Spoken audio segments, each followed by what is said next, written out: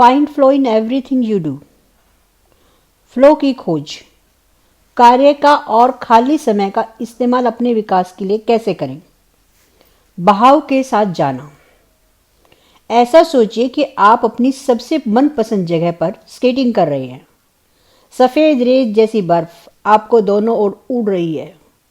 माहौल एकदम खुशमिजाज है और आपको बड़ा आनंद आ रहा है। आपका पूरा ध्यान स्केटिंग पर है। कौन से समय, कौन सी हलचल, कौन है, यह आपको पक्का पता है। वहां न भूतकाल है न ही भविष्यकाल, वहां तो सिर्फ वर्तमान का अस्तित्व है। आप बर्फ का आनंद ले रहे हो। स्केटिंग अपने में आप इतने मस्त हो गए हो कि स्केटिंग आप और सजगता, ये तीनों बातें इतनी नए रहकर एक हो गई हैं। आप एक क्रिया में डूब जाते हो और दूसरा कोई भी ख्याल आपके मन में नहीं आता, न ही आपको तकलीफ देता है। उस वक्त आपका अहंकार भी जैसे गायब हो गया है और आप उस क्रिया का ही एक अंग बन चुके हो। कुछ लोगों को यही अनुभव गाड़ी चलाते वक्त, तो कुछ लोगों को कुदरत के साथ, तो कुछ लोगों को पहाड़ चढ़ते वक्त, कोई चित्र बनाते वक्त, चित्र में तो कोई गाना गाते वक्त संगीत में खो जाता है, उस कार्य के साथ एक रूप हो जाता है। Be water my friend. इस पंक्ति में ब्रूस ली ने एक रूपता के अपने अनुभव को बयान किया है। हम में से सभी ने कभी ना कभी इस एक रूपता का अनुभव किया होगा। जब हम अपना सबसे पसंदीदा काम करते हैं तो हमें अपनी इंद्रियों का और समय का कोई अनुभव नहीं होता। कुछ लोग खाना बनाते लगते हैं और घंटों बीत जाने के बाद भी उन्हें पता ही नहीं चलता। कुछ लोग दोपहर में कोई किताब पढ़ने बैठते हैं और खाना पीना भूलकर उसमें खो जाते हैं।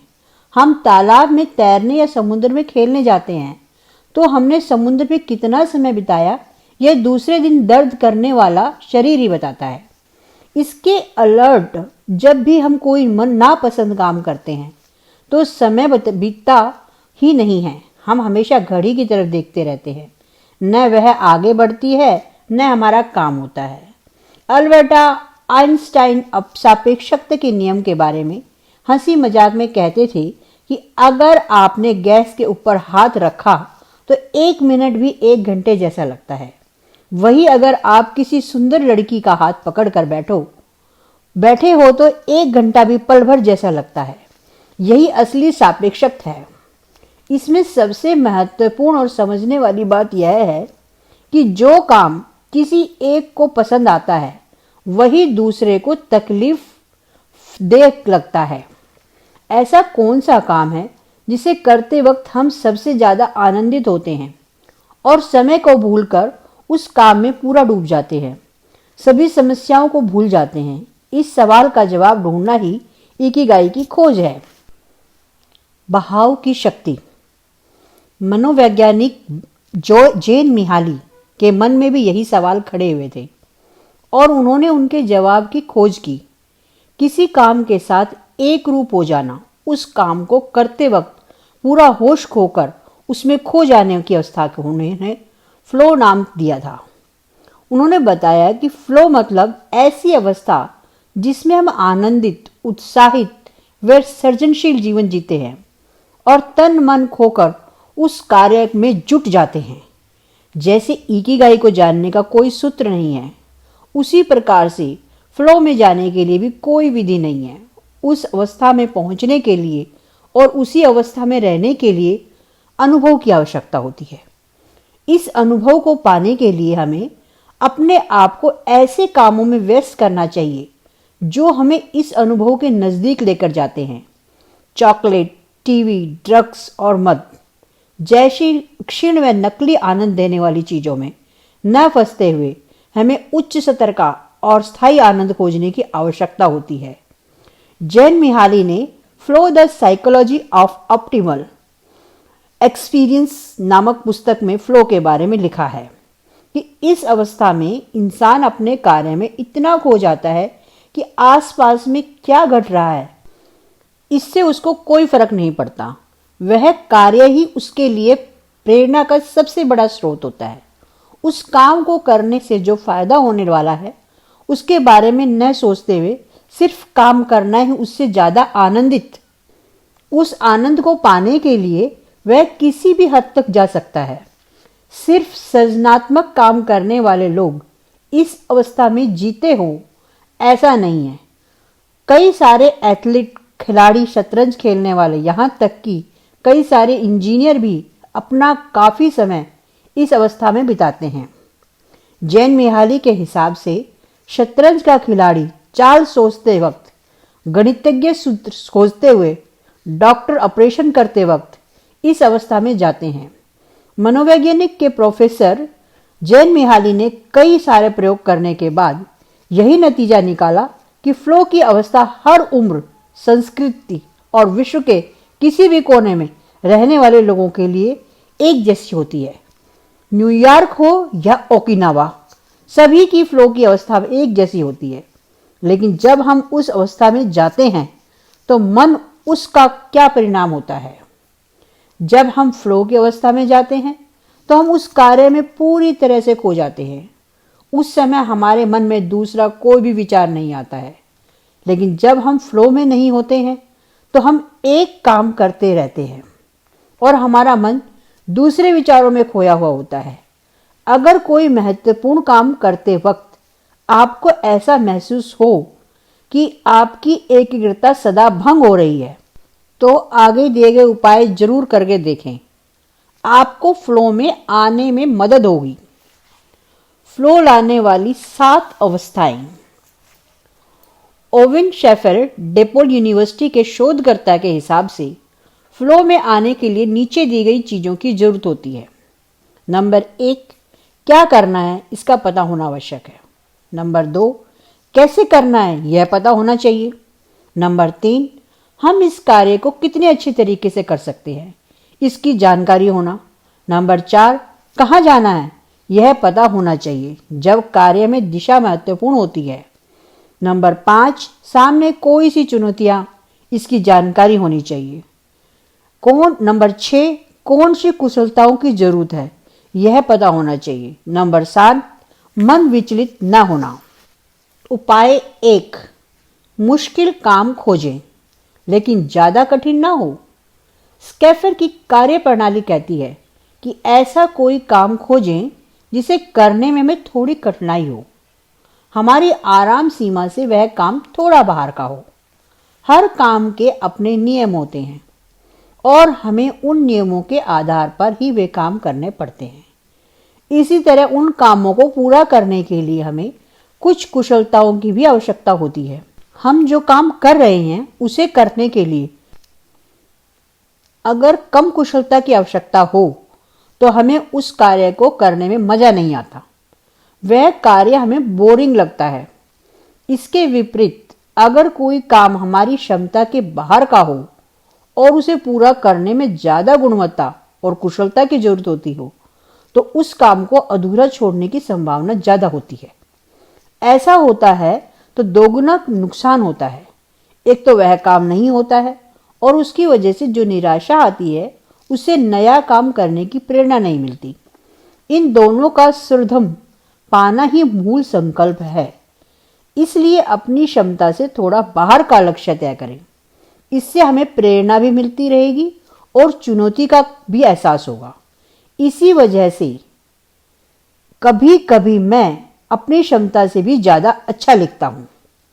काम करते वक्त हमें हमेशा नई चुनौतियों का सामना करते रहना चाहिए। इससे हमें ऊर्जा मिलती है। रेसेल इस बारे में कहते हैं कि अगर आप ज्यादा एकाग्रता के साथ काम करना चाहते हो तो आपका काम आपकी क्षमता से थोड़ा कठिन होना चाहिए। अगर आप ग्राफिक डिजाइनर हैं तो अगले काम के वक्त नया सॉफ्टवेयर सीखें। अगर आप प्रोग्रामर हैं तो नई लैंग्वेज सीखें। अगर डांसर हैं तो अपने अगले डांस में किसी ऐसी स्टेप को शामिल करें जो आज तक आपको कठिन लग रही हो। हर बार काम करते वक्त उस कार्य में कोई ऐसी बात जोड़े जिससे आपकी आराम सीमा टूटे। पढ़ने जैसे छोटे से कार्य में भी हमें कुछ नियमों का पालन करने की आवश्यकता होती है। इसके लिए भी कुछ गुणों की और ज्ञान की आवश्यकता होती है। जैसे अगर आपने quantum mechanics for special physics विषय की किताब पढ़ने के लिए ली है और हमें फिजिक्स के बारे में कोई जानकारी ना हो, तो हम कुछ ही मिनटों में उस किताब को नीचे रख देंगे। या हम किसी ऐसी किताब को पढ़ें जिस विषय में हमें पूरी जानकारी हो, तो भी हम उस किताब को तुरंत नीचे रख देंगे।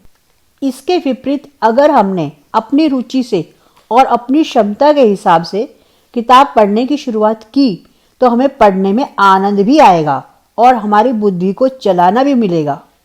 साथ ही हमें फ्लो में भी जाएंगे। यही आनंद और फ्लो इस बात की पुष्टि करते हैं कि हम सही मार्ग पर हैं और अपनी इकिगाई के हिसाब से काम कर रहे हैं। उपाय 2, स्पष्ट और पक्का लक्ष्य तय करें। नियंत्रण के साथ खेले जाने वाले खेलों जैसे वीडियो गेम, सांप सीढ़ी, लूडो और मैदान पर खेले जाने वाले खेलों में फ्लो प्राप्त होने की संभावना ज़्यादा होती है। इसकी महत्वपूर्ण वजह यही होती है कि इन खेलों के पीछे का मकसद साफ होता है। तय किए गए नियमों की मदद से अपने दुश्मन को हराना है। इन खेलों का मकसद होता है इसके साथ आपको जो भी रिकॉर्ड्स है उन्हें तोड़ना भी एक लक्ष्य ही हो सकता है। दुर्भाग्यवश इन खेलों में मकसद जितने स्पष्ट होते हैं उतने जीवन के बाकी कामों में नहीं होते। बॉस्टन ग्रुप ने एक सर्वे में किया था जिसमें उन्होंने कर्मचारियों को अपने बॉस के बारे में शिकायतें लिखने के लिए कहा था। इससे पता चला कि मल्टीनेशनल कंपनियों के ज़्यादातर कर्मचारियों की अपने बॉस के प्रति सबसे बड़ी शिकायत यही थी कि हमारे बॉस हमारी टीम को मिशन के बारे में सही तरीके से जानकारी नहीं देते। इसकी वजह से सही समझ नहीं आता कि हमें क्या करना है। कंपनियों के बड़े ओहदों पर बैठे हुए लोग प्लानिंग करते हैं, स्ट्रेटजी बनाते हैं और इसी से संबंधित कई सारे अन्य कामों में अटके रहते हैं। इनके पास स्पष्ट और पक्का लक्ष्य नहीं होता। यह तो ऐसा ही है कि हमें नक्शे के साथ समुद्र की यात्रा पर निकले, लेकिन यही पक्का नहीं हो सका कि कहाँ पहुँचना है। नक्शे से महत्वपूर्ण है कंपास, दिशा सूचक यंत्र का होना जो हमें सही दिशा दिखाता सकता है।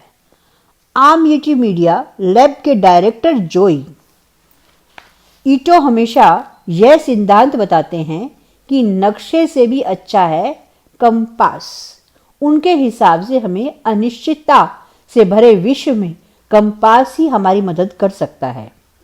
Replace how to survive faster future नामक किताब में जेफ होवे लिखते हैं कि जब आपके पास नक्शा होता है तो वह आपकी उसी जगह पर जरूर लेकर जा सकता है जो शानदार होगी, लेकिन वहां पर जाना कई बार बेवजह और फिजूल खर्ची वाला भी हो सकता है।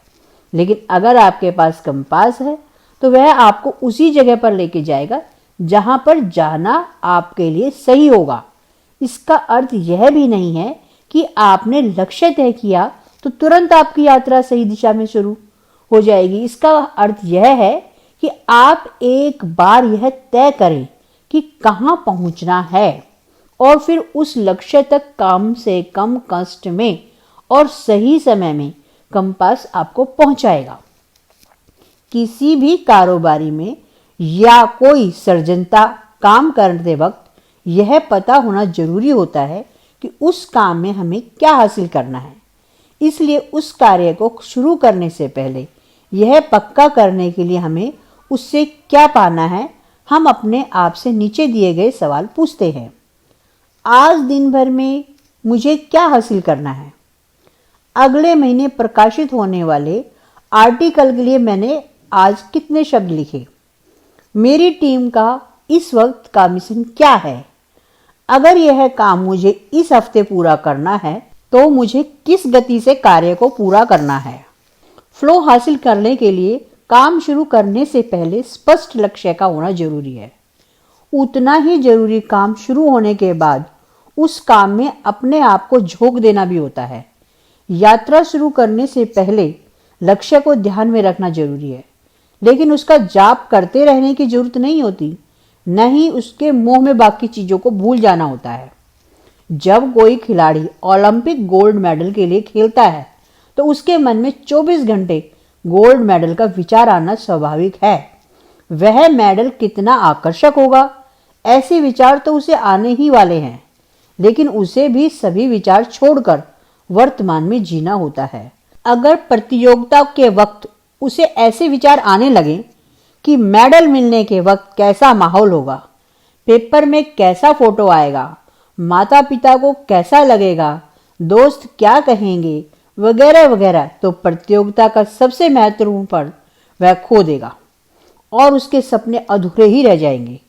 इतना महत्वपूर्ण विचार ही उसकी हार की वजह बनेगा। लेखक के साथ में कई बार ऐसा होता है। समझो कोई लेखिका है जिसे कादंबरी लिखनी है। उसके सामने यह लक्ष्य भी स्पष्ट होता है कि उसे 3 महीने में वह कादंबरी पूरी करनी है। रोज सुबह उठने के बाद वह यह तय करती है कि मुझे आज इतने पन्ने लिखने हैं, लेकिन दूसरे ही पल वह इस लक्ष्य को भूलकर पेपर पढ़ने, साफ सफाई करने या ऐसे ही और कामों में व्यस्त हो जाती है। शाम तक कोई भी काम ठीक से न होने की वजह से वह नाराज होती है। उस वक्त वह यही सोचती है कि कल सुबह जोरदार शुरुआत करूंगी, लेकिन अगली सुबह फिर वही समय की बर्बादी शुरू हो जाती है। इस तरह दिन, हफ्ते, यहाँ तक कि महीने बीत जाते हैं, लेकिन लेखिका कागज पर कुछ भी नहीं लिख पाती है। अगर ये सभी बातें टालनी हैं तो पहला काम तो यही करना चाहिए कि कागज और पेन लेकर पहला शब्द लिखने की शुरुआत करनी चाहिए। उसके बाद दूसरा शब्द, फिर तीसरा शब्द, ऐसे लिखने की शुरुआत करनी चाहिए। इस तरह यदि एक एक शब्द के साथ उसने लिखने की शुरुआत की तो कुछ भी समय में वह अपनी इकिगाई को पूरा करने में सफल हो जाएगी। एक बार अपनी शुरुआत की ओर छोटे छोटे कदम उठाएं तो अपने आप ही आपकी चिंता नष्ट हो जाएगी। फिर आपको फ्लो की अवस्था प्राप्त होगी। फिर अपने आप फ्लो में आप उस कार्य को पूरा करेंगे। अल्बर्टा कहते हैं, आनंदित इंसान को वर्तमान में ही इतना आनंद मिलता है कि उसे भविष्य के विचारों में खोने की जरूरत ही नहीं होती। उपाय 3, एक ही लक्ष्य पर ध्यान केंद्रित करें। आज की प्रगत तकनीक की वजह से हम एक बड़ी समस्या का सामना कर रहे हैं। वह समस्या है आधुनिक तकनीक की वजह से हमारे मन पर विचलित होना, जिसकी वजह से हम किसी भी एक कार्य पर ध्यान केंद्रित नहीं कर सकते। ईमेल लिखते वक्त हम साइड में यूट्यूब पर कोई वीडियो भी देखते रहते हैं। उतने में चैटिंग का मैसेज पॉप अप होता है और हम उसे जवाब देने में व्यस्त हो जाते हैं। तभी हमारी जेब में रखा हुआ स्मार्टफोन कोई नोटिफिकेशन देता है और हम उसमें खो जाते हैं। फिर हम कंप्यूटर की ओर घूमते हैं और फेसबुक में व्यस्त हो जाते हैं। इन सब बातों में 30 मिनट कैसे बीत जाते हैं पता ही नहीं चलता और हम यही भूल जाते हैं कि हम जो ईमेल लिख रहे थे वह काम तो वैसे का वैसा ही पड़ा हुआ है। घर में भी लोग टीवी देखते देखते खाना खाते रहते हैं और आखिरी निवाले तक उन्हें यह पता ही नहीं चलता कि सब्जी अच्छी बनी है या नहीं। लोगों को यह गलतफहमी है कि एक साथ एक से ज्यादा काम करने की वजह से उनका समय बचता है। अब यह साबित हो गया है कि इसका उल्टा ही परिणाम होता है। जो लोग मल्टीटास्किंग में माहिर होने का दावा करते हैं वे लोग भी ज्यादा कार्यक्षम नहीं होते। असल में उनकी कार्यक्षमता बाकी लोगों से भी कम होती है। हमारा मस्तिष्क एक साथ लाखों प्रकार की जानकारियां अपने अंदर ले सकता है, लेकिन वह बहुत ही थोड़ी जानकारी पर काम कर सकता है। जब लोग कहते हैं कि मल्टीटास्किंग कर रहे हैं तो वास्तव में हमेशा एक काम से दूसरे काम की ओर छलांग लगा लेते हैं। दुर्भाग्यवश हम कंप्यूटर की तरह काम में हुए तुरंत बदलाव को तुरंत स्वीकार नहीं कर सकते। परिणाम स्वरूप कोई एक काम भी ठीक से नहीं होता। हम सिर्फ कामों को बदलते रहते हैं, साथ ही हमारी ऊर्जा और समय दोनों व्यर्थ होते हैं। एक ही काम पर ध्यान केंद्रित करना फ्लो पाने की सबसे महत्वपूर्ण जरूरत है। जेन मिहाली ऐसा मानते हैं कि किसी भी काम को एकाग्रता के साथ करने के लिए 2 बातों का होना जरूरी होता है। नंबर 1, काम के लिए अच्छा माहौल।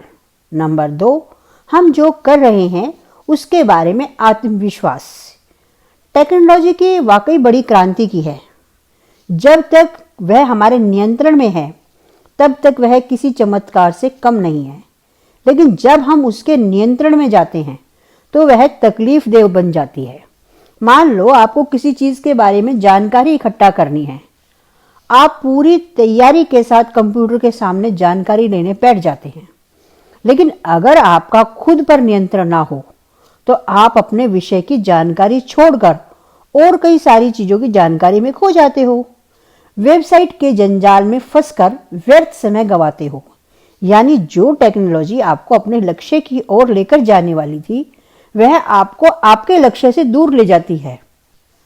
आज शास्त्र ने यह साबित किया है कि यदि हम अपना ध्यान हमेशा एक काम से दूसरे काम की और दूसरे से तीसरे काम में लगाते रहते हैं तो हमारा समय व्यर्थ जाता है, गलतियां होती हैं और हम जो कर रहे हैं उस पर ज्यादा ध्यान नहीं दे पाते हैं।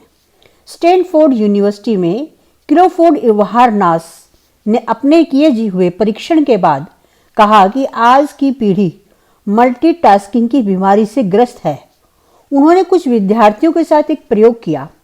वे विद्यार्थी एक के साथ कितनी काम करते हैं उसके आधार पर उनको गुटों में विभाजित किया। जिन विद्यार्थियों को मल्टीटास्किंग की आदत थी वे एक साथ कम से कम 4 काम करते थे, जिसमें लिखना, किताब पढ़ना, गाना सुनना और स्मार्टफोन पर मैसेज का जवाब देना जैसे काम शामिल थे। ये सभी काम वे एक साथ करते थे और कभी कभी तो इतना सब करते वक्त ट्विटर भी देखते रहते थे। इस आधार पर उन्होंने विद्यार्थियों के कुल 4 गुट बनाए और उनको एक प्रयोग करने के लिए कहा। उनकी स्क्रीन पर कुछ लाल और कुछ नीले तीर दिखाए गए और यह गिनने को कहा गया कि उनकी संख्या कितनी है। पहले सभी बच्चों ने सही जवाब दिए। उनको वैसा करते वक्त कोई तकलीफ भी नहीं हुई, लेकिन जैसे ही लाल तीरों की संख्या को उतना ही रखना, नीले तीरों की संख्या बढ़ाई गई तो जिन बच्चों को मल्टीटास्किंग की आदत थी उनको तीर गिनते वक्त तकलीफ हुई। हालांकि लाल तीरों की संख्या उतनी ही थी, सिर्फ उनकी जगह बदल दी गई थी। इसकी वजह यही थी कि उन्होंने मुख्य कामों के साथ बाकी कामों पर भी ध्यान केंद्रित करने की आदत थी। उनके मस्तिष्क को वैसा ही परीक्षित किया गया था। इसलिए जब नीले तीरों की संख्या बढ़ाई गई तो उनका मन विचलित हो गया। इस प्रयोग में लाल तीरों को नजरअंदाज करके नीले तीरों को गिनने का काम था, लेकिन हर काम की और ध्यान देने की आदत की वजह से वह कठिन लगने लगा था।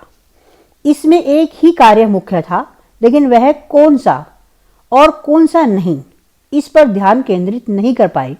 उनकी मल्टीटास्किंग की आदत से उनका नुकसान हुआ। एक अन्य सर्वे में किए गए परीक्षण में यह पता चला कि एक साथ एक से ज्यादा काम करने की वजह से कार्य क्षमता 60% और IQ 10 पॉइंट कम हो जाती है। Swedish counselling for working life and social research नामक संस्था ने एक परीक्षण किया था, जिसमें उन्होंने 20 से 24 साल की उम्र के युवाओं का अध्ययन किया। इसमें यह बात सामने आई कि जो युवा स्मार्टफोन के आदी हैं वे काफी कम नींद लेते हैं, उनके दोस्त भी कम होते हैं और उनमें जल्दी नाराजगी आने की संभावना ज्यादा होती है। एक ही काम पर ध्यान केंद्रित करने के लाभ। एकाग्रता की वजह से फ्लो की अवस्था जल्दी प्राप्त होती है, कार्य क्षमता ज्यादा होती है, काम में निरंतरता ज्यादा होती है, गलतियां कम होती हैं, शांत और निश्चित तरीके से काम कर सकते हैं। हम अपने साथ काम करने वाले लोगों से मिलजुल कर काम करते हैं, इसलिए लोगों का हमारे ऊपर विश्वास बढ़ जाता है। सृजनशीलता बढ़ने में मदद होती है। मल्टीटास्किंग के नुकसान। एकाग्रता यानी फ्लो में जाना कठिन होता है। कार्य क्षमता 60% कम हो जाती है। चीजों को याद करना कठिन होता है। गलतियां होने की संभावना ज्यादा होती है। हमारा काम पर नियंत्रण नहीं होता और शंकाएं उपस्थित होती हैं। हमेशा फोन या इसी प्रकार की और चीजों से उलझे होने की वजह से हमारे साथ काम करने वाले लोग नाराज होते हैं। सृजनशीलता कम होती है। हमारे और फ्लो के बीच में आने वाली इस बीमारी को कम करने के लिए हम क्या कर सकते हैं? हम अपने दिमाग को एक ही लक्ष्य पर केंद्रित करने की आदत कैसे लगा सकते हैं? आगे कुछ कदम दिए हुए हैं जिनकी मदद से हम ज़्यादा एकाग्रता के साथ और इकिगाई की मदद से फ्लो पाने की ओर यात्रा कर सकते हैं। सोने से पहले और सुबह उठने के बाद किसी भी तरह की स्क्रीन, टीवी, मोबाइल इत्यादि की ओर न देखें। कोई भी महत्वपूर्ण काम करते वक्त अपना मोबाइल बंद रखें। सिर्फ अपने काम पर ध्यान केंद्रित करें। अगर पूर्ण रूप से मोबाइल को बंद रखना संभव नहीं है तो अनचाहे मैसेज, नोटिफिकेशन टालने वाली सुविधा का इस्तेमाल करें। इससे आप इन चीज़ों से बच सकेंगे और ज़रूरत के वक्त आपके रिश्तेदार आपसे संपर्क भी कर सकेंगे। हफ्ते में एक दिन, खास करके शनिवार और रविवार को टेक्नोलॉजी का उपवास करके उसका पालन करें। ऐसे कैफे में जाएं जहां वाईफाई की सुविधा ना हो। दिन भर में 1 या 2 बार ही ईमेल के जवाब दें। यह समय पहले से ही तय करें और उसी वक्त वह काम करें। पोमोडोरो तकनीक का इस्तेमाल करें। खुद के लिए पोमोडोरो या टोमोटो जैसे दिखने वाला किचन टाइमर लेकर आएं। एक समय तय करें और उतने समय तक कोई भी एक काम का निरंतर से करें। टेक्नोलॉजी कहती है कि अगर आप 25 मिनट काम करें तो 5 मिनट आराम करें, 60 मिनट काम करें तो 10 मिनट आराम करें। तय समय आप कितना समय आराम करते हैं यह महत्वपूर्ण नहीं है। महत्वपूर्ण यह है कि आप जो तय करते हैं उसका पालन करें। अपने पसंदीदा काम से शुरुआत करें। जब ऐसा लगे कि मन भटक रहा है तो मन को वर्तमान में लाने की आदत डालें। माइंडफुलनेस या ऐसी ही किसी और ध्यान पद्धति की मदद लें। चलना, तैरना जैसे कामों पर अपना ध्यान केंद्रित करें। ऐसी जगह पर काम करें जहां मन ज्यादा भटकने की संभावना ना हो। अगर घर में कोई शांत जगह ना हो तो लाइब्रेरी या कैफे की तलाश करें। जब तक कोई आदर्श जगह नहीं मिल जाती तब तक खोज जारी रखें। काम के हिसाब से उसे अलग अलग गुटों में विभाजित करें। हर काम का समय और जगह पहले ही से ही तय करें। मान लो कि आप किसी मैगजीन के लिए कुछ लिखने जा रहे हो तो सुबह घर में उसके नोट्स बनाएं, दोपहर को लाइब्रेरी में आर्टिकल लिखें और शाम को उसके संपादन का काम करें। बिल भरना हो, फोन करना हो और ईमेल जैसे काम करने के लिए समय निश्चित करें और उसी समय वह काम पूर्ण करें। कार्यगरता फ्लो के फायदे: एकाग्र मन, वर्तमान में जीना, चिंता मुक्त जीवन, काम करते वक्त समय जैसे बीत गया इसका पता ही नहीं चलता। हमेशा यह महसूस होता है कि चीजों पर हमारा नियंत्रण है, हमारा नियोजन सही होता है। हम कोई काम क्यों ना करें इसकी हमें कल्पना होती है और हम लक्ष्य पर ध्यान देकर उसे हासिल कर पाते हैं। हमारा मन सभी समस्याओं को पार करके लक्ष्य को हासिल करता है। अहंकार नष्ट होता है। मैं यह काम कर रहा हूं कि बजाय यह काम मुझसे हो रहा है की संभावना आती है। और मन विचलित होने से होने वाले नुकसान: विचलित मन भूतकाल और भविष्य में भागता रहता है। हमारे रोज के जीवन की समस्याएं और बाकी के लोग क्या कहेंगे इसकी चिंता होती है। काम करते वक्त एक एक मिनट कष्टदायक और बड़ा लगता है। काम अधूरे रह जाते हैं और बाकी लोग काम में बाधा लाते हैं। बिना तैयारी काम की शुरुआत करते हैं। काम करते वक्त बाधाएं आती हैं और यह समझ में नहीं आता कि कैसे आगे जाना है। शंका, निश्चित चिंता और कम आत्मविश्वास की वजह से समस्याएं बढ़ती हैं। थकावट की भावनाएं बढ़ती हैं। अहंकार हर बार बीच में आता है और निराशा की वजह से बनता है। जापान में फ्लो: टाकुमिस इंजीनियर्स, बुद्धिमान और ऑटोकुस। टाकुमिस यानी कलाकार, इंजीनियर शोधकर्ता और ऑटोकुस एनी और मंगा के चाहते हैं। काम से समानता: इन सभी को इकिगाई के माध्यम से फ्लो में रहने का महत्व पता चलता है। एक ऐसी मान्यता है कि जापान के लोग काफी ज्यादा कष्ट करते हैं। वे अपने कार्यों को समर्पित होकर खुद को इसमें झोंक देते हैं। हालांकि जापान के लोग कहते हैं कि हम ज़्यादा कष्ट नहीं करते, लेकिन सामने वाले को वैसा लगता जरूर है। वे चाहे कुछ भी कहें, लेकिन काम करते वक्त, उनकी लगन और समस्या को छुड़वाते वक्त वे जिस प्रकार से उसमें दिल और जान लगा देते हैं, वह कला असाधारण है। जापानी भाषा सीखते वक्त जो पहला शब्द सिखाया जाता है वह है गंबारू। इसका अर्थ है किसी काम को पूर्ण करते वक्त निरंतरता से काम करते रहना। जापान के लोग छोटे से छोटे काम में तन मन लगाकर काम करते हैं। वे अपना पूरा होश खोकर काम में अपने आप को झोंक देते हैं। रिटायर होने के बाद भी खेत में जाकर धान की देखभाल करने वाले लोग हो या छुट्टी के दिन में कॉम्बिनेस जैसी चीजें बेचने वाले अथवा दुकानों में काम करने वाले कॉलेज के विद्यार्थी हों, सभी के अंदर काम के प्रति एक अजीब सी आस्था आपको दिखाई देगी। अगर आप नाहक कांझावा या क्योटो में किसी हस्तकला की दुकान में गए तो आपको महसूस होगा कि जापान में हस्तकला का खजाना है। एक और टेक्नोलॉजी के क्षेत्र में जापान ने असाधारण विकास किया है, तो वहीं दूसरी ओर हस्तकला और अपनी संस्कृति को संभाल कर रखा है। टाकुमी की कला। टोयोटा में कुछ ऐसे कारीगर हैं जिनके हाथों में जादू है। वे अपने हाथों में कुछ चीजें बनाते हैं। वे लोग इतने कुशल होते हैं कि उनका काम असाधारण होता है और उनके जैसा काम और कोई नहीं कर सकता। कुछ विशेष लोग कुछ कामों में माहिर हैं और आज की तारीख में ऐसा लगता है कि नई पीढ़ी उनकी जगह नहीं ले सकती। टर्न टेबल की सुई एक ऐसी चीज है जो आज भी सिर्फ जापान में ही है। आज भी इस सुई को बनाने के लिए जिन साधनों का इस्तेमाल होता है, उनमें लगने वाली कुशलता से काम करने वाले कुछ ही लोग हैं। वे अपनी कुशलता से अपनी आगे की पीढ़ी को सिखा रहे हैं। हम जब कुमानो नामक एक छोटे से गांव में गए तो वहां हमारी मुलाकात टाकुमी से हुई। हम मेकअप के लिए इस्तेमाल होने वाले ब्रश बनाने वाली एक बड़ी ब्रांड के लिए शूटिंग करने आए थे। हम जैसे ही वहां पहुंचे तो हमने देखा कि सामने के बोर्ड पर हाथ में ब्रश लेकर खरगोश जैसा एक बड़ा जानवर हमारा स्वागत करते हुए दिखाई दिया। काफी सारे मंदिर, बाग बगीचे और कई सारे आकर्षण से वह परिसर भरा हुआ था। एक कतार में बैठकर काम कर रहे कई सारे लोगों ने हमने लगभग 1 घंटा फोटो खींचे। सब अपने तय काम को पूरा कर रहे थे। कोई ब्रश के डंडे को रंग दे रहा था, कोई तैयार ब्रश को गाड़ी में भर रहे थे। लेकिन इन सभी बातों को देखते हुए हमें ध्यान में आया कि ब्रश को बाल लगाने का काम कोई नहीं कर रहा था।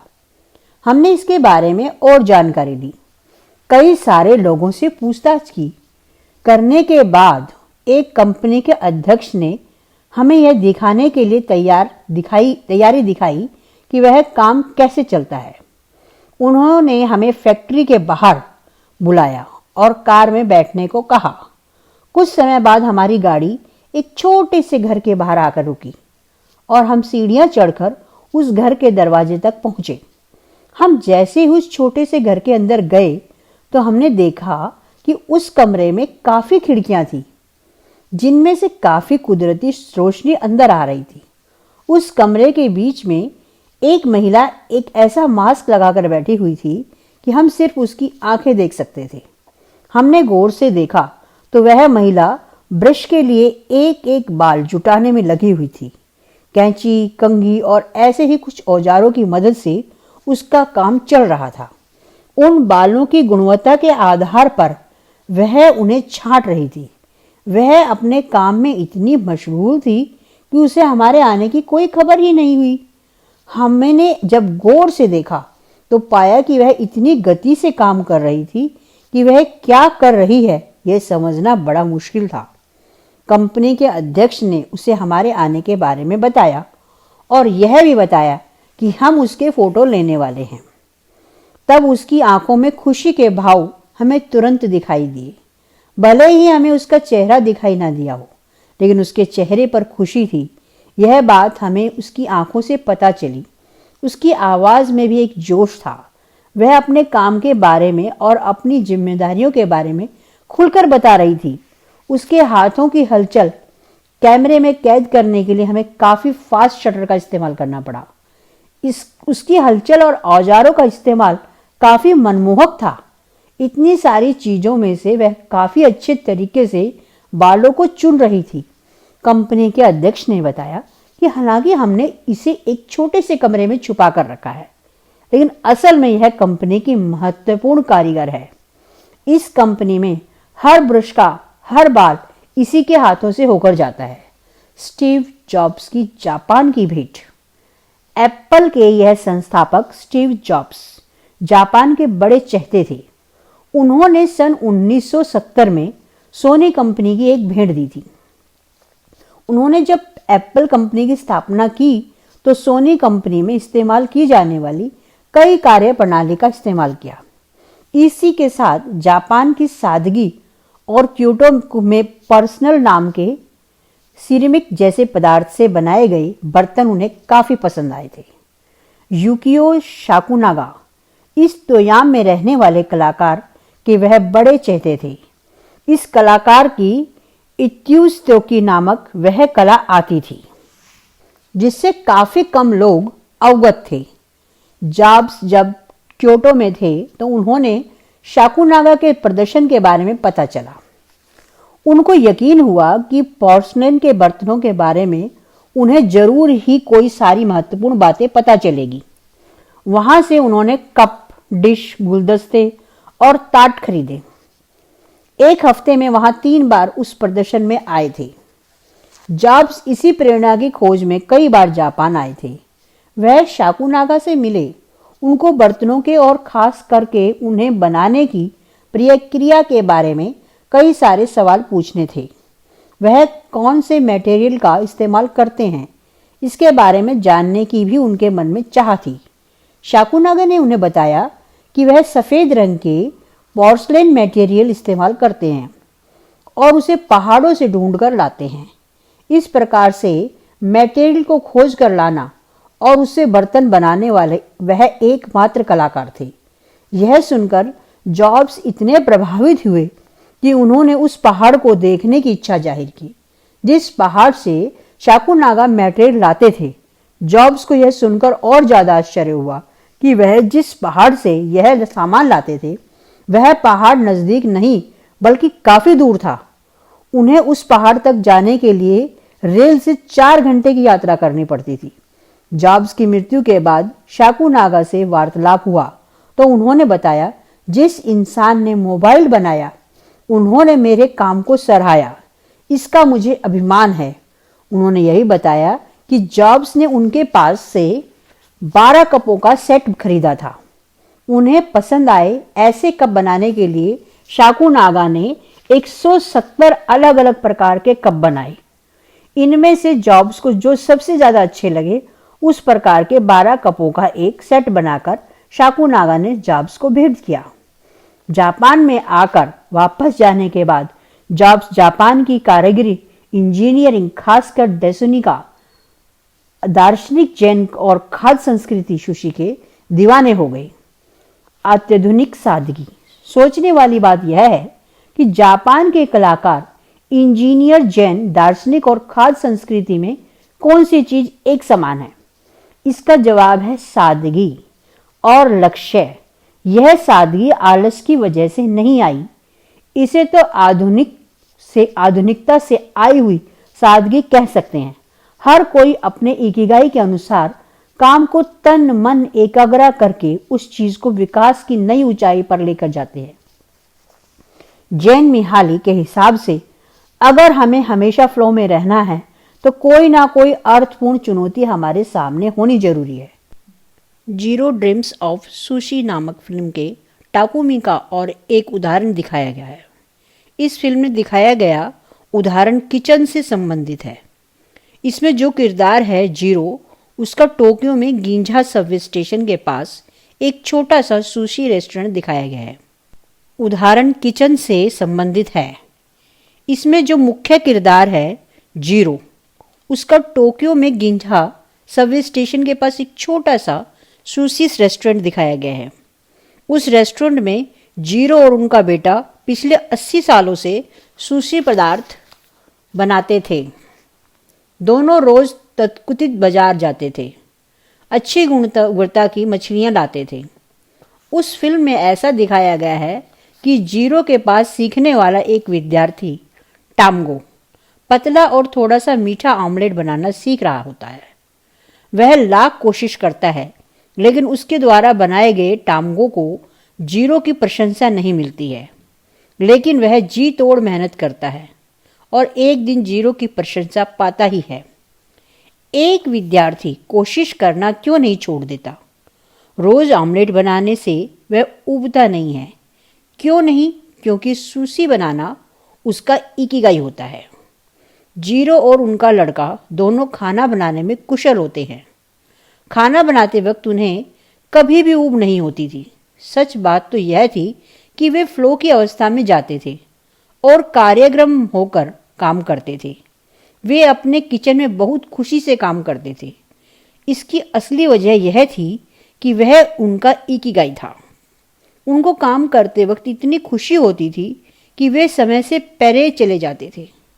इस पिता पुत्र के अच्छे संबंधों के पीछे की एक और वजह थी उनके काम की जगह और वहाँ का शांत माहौल, जिसकी वजह से वे एकाग्रता से काम कर पाते थे। हालांकि उनको उनके काम के लिए कई सारे पुरस्कार मिले। लोगों ने उनके काम की सराहना की और मिसलेन की ओर से उन्हें 3 तारांकित मानक भी मिला। फिर उन्होंने व्यवसाय को बढ़ाने के लिए शाखाएं खोलने के बारे में नहीं सोचा। वे अपने छोटे से होटल में एक साथ 10 लोगों के लिए खाना बनाते रहे। जीरो के परिवार ने कभी भी ज़्यादा पैसा कमाने के बारे में नहीं सोचा। उन्होंने हमेशा शांत, आनंददायक और जोशपूर्ण माहौल में काम करने पर ज़्यादा जोर दिया, जिसकी वजह से वे विश्व की सर्वश्रेष्ठ सुशी बनाने और फ्लो में रहे। जीरो भी यूकियो शाकुनागा की तरह ही अच्छे माल में शुरुआत करते थे। रोज सुबह वह खुद बाजार जाते और जिस प्रकार शाकुनागा पहाड़ से मटेरियल तलाश कर लाते थे, उसी प्रकार सबसे अच्छी मछलियां ढूंढ कर लाते। जब वह अपने काम की शुरुआत करते थे तो फ्लो की व्यवस्था में रहते थे। इस प्रकार से काम के साथ एक रूप होने की अवस्था की जापान में काफ़ी महत्व दिया जाता है। शिंटोइज्म ऐसा मानता है कि पेड़, जंगल और वस्तुओं में कामी मतलब ईश्वर का अंश होता है। हर इंसान की, फिर चाहे वह कलाकार हो, इंजीनियर हो या दार्शनिक हो, यही जिम्मेदारी होती है कि वह उस चैतन्य के साथ मेल जोल करके उसमें जान डाले। इसी वजह से कलाकार कला के साथ एक रूप हो जाता है। इसी की मदद से वह कार्यक्षमता की अवस्था में जाता है। लोहे के साथ काम करने वाले को लोहे के अंदर का सिरेमिक के बर्तन बनाने वाले को मिट्टी के अंदर का चैतन्य पहचान कर उसके साथ अपने आप को एकरूप करना चाहिए। जापान के लोग कुदरत और टेक्नोलॉजी को संयुग्मित करने में माहिर हैं। वे कभी भी कुदरत और तकनीक का युद्ध नहीं होने देते, बल्कि दोनों का एक साथ फायदा लेने में माहिर है। बिजली की शुद्धता। आज कुछ लोग ऐसा मानते हैं कि शिंटो की कुदरत के साथ एकरूप होने की क्षमता कम हो रही है। इसके सबसे बड़े साहसी आलोचक हैं हायो मियाज़ाकी, जिन्होंने स्टूडियो बिगली के माध्यम से कई सारी एनिमेटेड फिल्म बनाई हैं। उनको उनका इकिगाई स्पष्ट था। उनकी लगभग हर फिल्म में इंसान, तंत्र ज्ञान, असंभव कल्पनाएं और प्रकृति देखने को मिलती है। शुरुआत में भले ही सभी एक दूसरे से लड़ते हुए दिखाई देते हैं, लेकिन बाद में सभी इकट्ठा होते हैं। स्पिरिटेड अवे नामक फिल्म में उन्होंने एक ऐसे स्पिरिट की कल्पना दिखाई है जो कचरे के माध्यम से नदी के अंदर के प्रदूषण पर रोशनी डालती है। मियाज़ाकी की फिल्मों की विशेषता यही होती है कि जंगल में व्यक्ति रेखाएं होती हैं, जो पेड़ हैं उनकी भावनाएं होती हैं, रोबोट की पंछियों के साथ दोस्ती होती है। राष्ट्रीय संपत्ति माने गए मियाज़ाकी पूर्ण रूप से अपनी कला में डूबे रहते हैं। वह 1990 में बनाए गए सेल फोन का इस्तेमाल करते हैं और आज भी अपनी टीम के लोगों को हाथों से चित्र बनाने के लिए प्रेरित करते हैं। उनकी फिल्मों का चित्रीकरण कागज और पेन लेकर किया जाता है। किसी भी प्रकार के कंप्यूटर के इस्तेमाल के बिना काम करने वाला बिगली स्टूडियो अपने आप में एक विशेषता है और पूरी तरह से पारंपरिक तरीके से चलता है। इसका पूरे श्रेय दिग्दर्शक मियाजाकी को जाता है। जिन्होंने बिगली स्टूडियो देखा है उन्हें वह रविवार का दृश्य पता होगा। आप रविवार को भी उस स्टूडियो में जाएं तो आपको किसी कोने में साधारण से कपड़े पहना हुआ एक इंसान बैठा हुआ काम करते हुए दिखाई देगा। वह अपने काम में व्यस्त रहता है और बिना आपकी ओर देखे ओहे हेलो कहकर आपका स्वागत करता है। मियाजाकी अपने काम को इतना पसंद करते हैं कि रविवार के दिन भी वह अकेले ही स्टूडियो में काम करते रहते हैं और अपना दिन फ्लो में बिताते हैं। वह पूरा समय अपने इकिगाई में बिताते हैं। जो लोग वहां पर आते हैं वे कभी भी मियाजाकी के काम में व्यस्त नहीं लाते। 2013 में मियाजाकी ने रिटायर होने की घोषणा की। उनकी याद में NHK टेलीविजन ने एक जानकारीपूर्ण फिल्म बनाई जिसमें उनके रिटायर होने के आखिरी दिन के कुछ लम्हे दिखाए गए थे।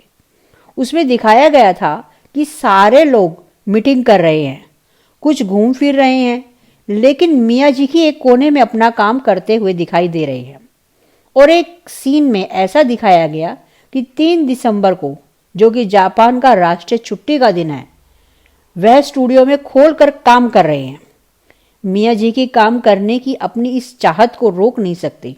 जिस दिन उन्होंने रिटायरमेंट ली उसके दूसरे ही दिन वह स्टूडियो में आए और एक कोने में बैठकर काम करना शुरू कर दिया। बाकी लोग समझ नहीं पाए कि वह क्या कर रहे हैं। उनके चेहरे देखने जैसे हो गए थे। वे उस दिन को 1 साल बाद उन्होंने घोषणा की कि वह फिल्म बनाना बंद कर देंगे, लेकिन जीवन के आखिरी पल तक चित्र बनाते रहेंगे। कोई अपने काम के साथ इतना जुड़ा हो और उसे अपने काम से ही प्रेरणा मिलती हो तो वह कभी भी रिटायर नहीं हो सकता।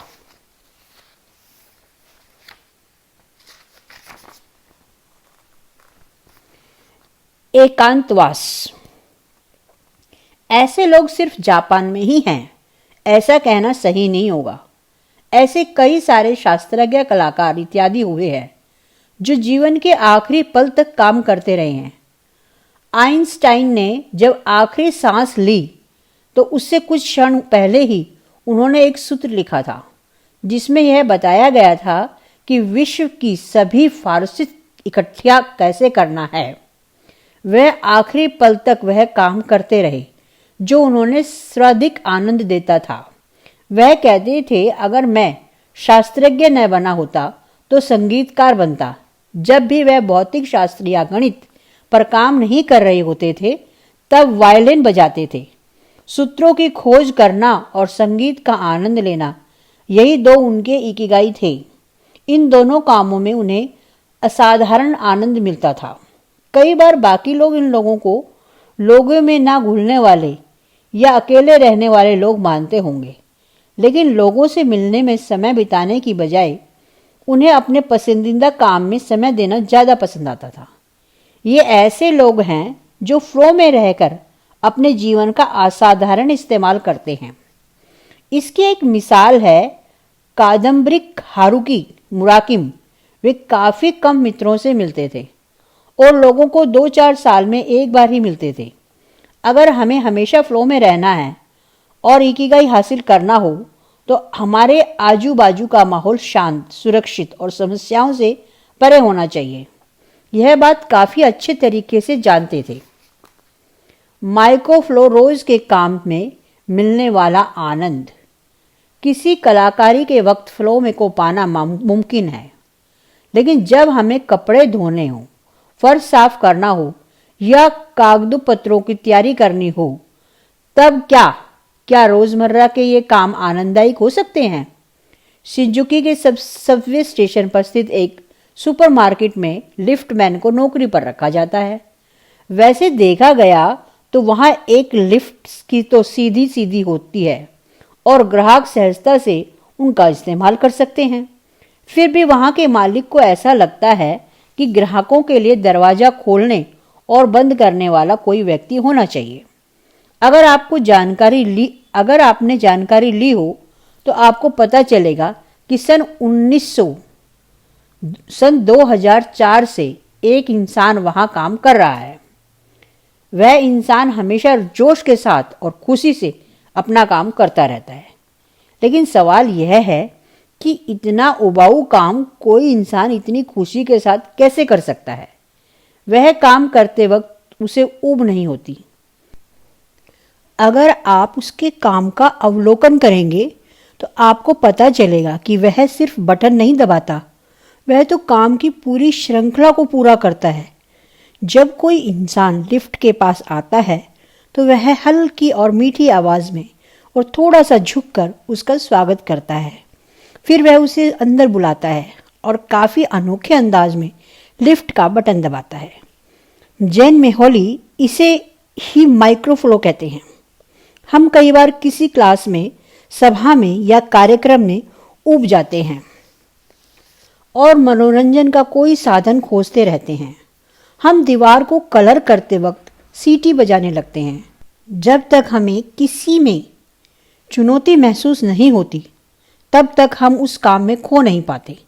छोटे छोटे कामों में खोकर उनमें आनंद प्राप्त करना ही माइक्रोफ्लो प्राप्त करने की अनोखी कला है। इसकी वजह से हम अपने रोज के कामों को भी खुशी से कर सकते हैं। बिल गेट्स भी रोज शाम को बर्तन मांजते हैं। वह कहते हैं कि शांत होने और मन की शुद्धि में उन्हें इसका फायदा होता है, जिसकी वजह से उन्हें बर्तन मांजना अच्छा लगता है। इतना ही नहीं, वह कोशिश करते हैं कि कल की तुलना में आज ज़्यादा अच्छे तरीके से बर्तन मांजें। उन्होंने बर्तन धोने के लिए एक कार्य प्रणाली भी बनाई है। जैसे पहले थाली धोएंगे, फिर चम्मच, फिर बाकी की चीज़ें।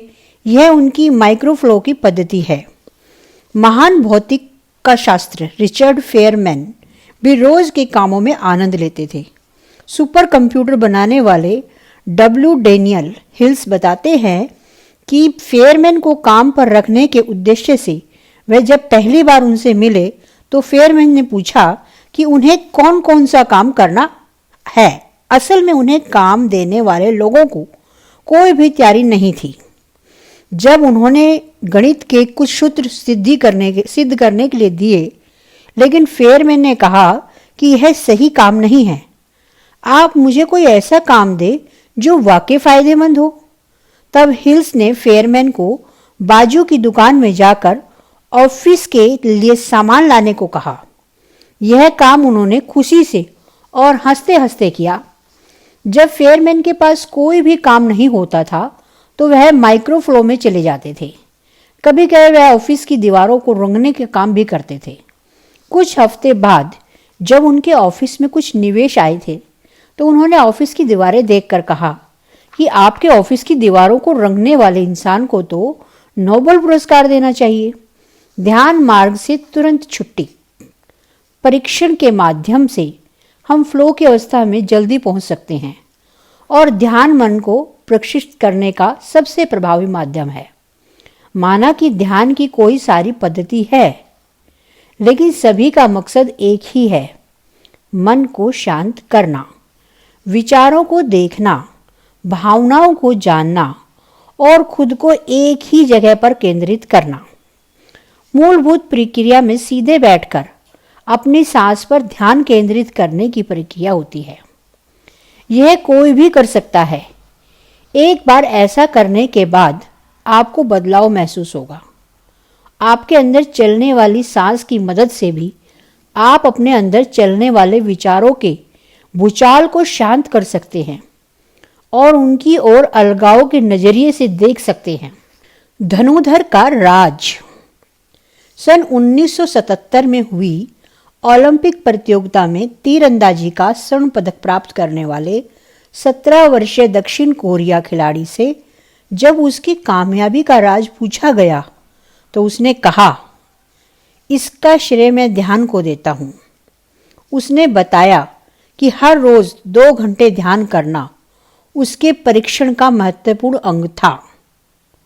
अगर हम फ्लो में पहुंचना है तो ध्यान मेडिटेशन सबसे अच्छा तरीका है। हमेशा चलने वाले नोटिफिकेशन और स्मार्टफोन के संदेशों का यह स्टिक इलाज है। ध्यान की शुरुआत करने वाले लोगों से एक गलती होती है, वे नतीजों के लिए उतावले होते हैं। वे चाहते हैं कि जल्दी से जल्दी निर्वाण की अवस्था तक पहुंचे। लेकिन महत्वपूर्ण बात यह है, इस ध्यान की यात्रा का आनंद लेना। मन विचारों का, कल्पनाओं का और भावनाओं का समुद्र है। इन सभी से मिलकर एक तूफान तैयार होता है। ध्यान के माध्यम से हम कुछ पल के लिए ही सही, लेकिन इस तूफान को शांत करके शांति का अनुभव कर पाते हैं और जीवन में नई स्पष्टता ला सकते हैं। हमारे अंदर कोई भी विचार आए, उसका तनाव लेने की जरूरत नहीं है। ये महत्वपूर्ण बात ये हम ध्यान के माध्यम से सीख सकते हैं। किसी को तकलीफ देने, मारने या झगड़ा करने जैसा कोई नकारात्मक विचार किसी के भी मन में आ सकता है, लेकिन इस विचार को हावी ना होने देते हुए, यह तो सिर्फ एक विचार है, इस प्रकार का लेबल लगाकर उससे बचा जा सकता है। दिन भर में आने वाले 60,000 विचारों में से यह भी एक विचार है। इस तरीके से उस विचार को देखकर उसे हावी होने से रोका जा सकता है। ध्यान करते वक्त हमारे मस्तिष्क में अल्फा और थीटा लहरें, तरंगें उत्पन्न होती हैं। अनुभवी लोगों में ये लहरें जल्दी उत्पन्न होती हैं, जबकि नए लोगों को इसी अवस्था में पहुंचने के लिए आधा घंटा लग जाता है। वैसे देखा जाए तो ध्यान के बिना भी हम इन तरंगों का लाभ ले सकते हैं।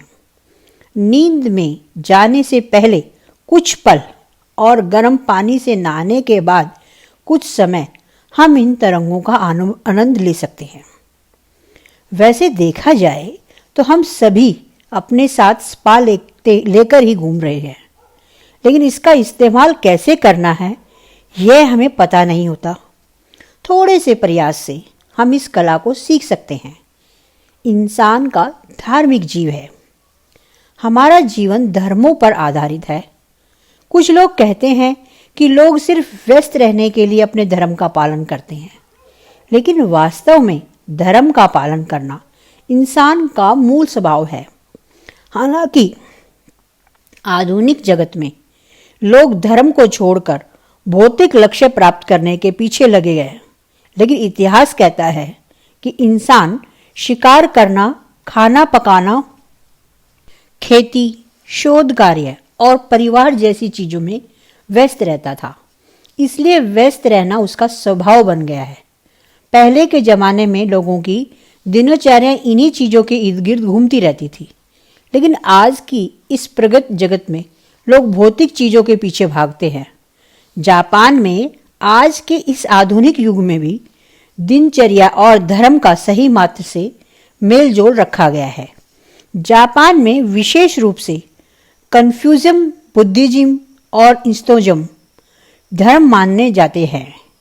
इनमें नियमों से ज्यादा धर्म को महत्व दिया जाता है। जापान में काम करते वक्त आप कौन सा काम करते हैं, इससे भी ज्यादा महत्व इस बात को दिया जाता है कि आप वह काम कैसे करते हैं।